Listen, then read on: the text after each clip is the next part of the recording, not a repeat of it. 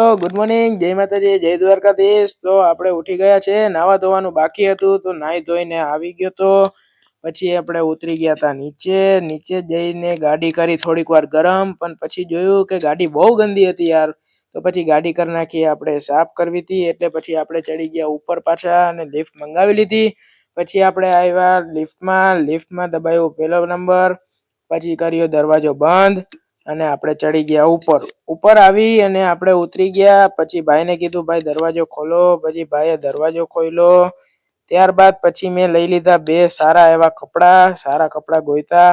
પછી કપડા લઈ અને હું નીકળી ગયો પાછો નીચે જવા માટે, પણ મેં કીધું લાવો જરીક તમારા ભાઈનો ફેસ બતાવી દો. તમારા ભાઈનો ફેસ બતાવી પછી આવી ગયો હું પાછો ડોલ ભરવા માટે. ડોલને મૂકી દીધી ભરાવા માટે, નળ કરી દીધો ચાલુ.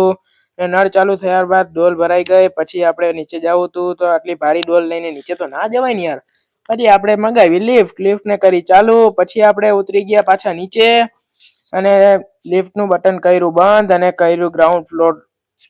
પછી આપણે આવી ગયા પાછા નીચે, પણ લિફ્ટ કે હું ભાઈ જરીક વાર લગાડીશ.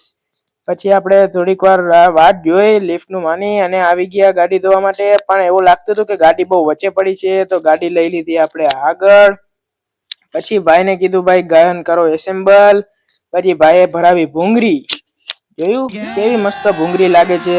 તો એ ભૂંગળી ભરાવી, પછી ભરાવી બેટરી, પછી નાખ્યો પાઇપ. પણ પાઇપ બહુ ટાઈટ હતો એટલે ભાઈને વાર લાગી ગઈ થોડીક લગાડવામાં, પણ ગમે તેમ જેમ તેમ કરીને લગાડી દીધો.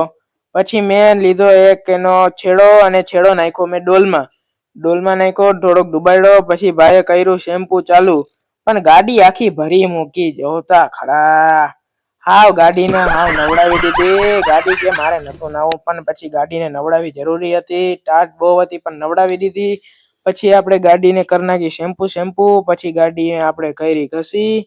હું તો ઊભો તો પાછળ. મેં કીધું મારો ફેસ કેવો છે આપણે બતાવીએ. પછી મેં બતાવ્યો થોડોક મારો ફેસ, પણ મેં થોડુંક લેટ કરી દીધું પણ મેં દેખાડી દીધો છેલ્લે. પછી ગાડી ચકાચક કરી. પછી માર્યું એમાં જોરદાર પાણી.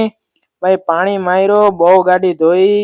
પણ તડકો પણ હતો એટલે વાંધો નતો, સુકાઈ જાત. પછી આપણે ધોઈ નાખી આપણી પપ્પાની ગાડી પણ. પછી હવે મળીએ આપણે નેક્સ્ટ વ્લોગમાં.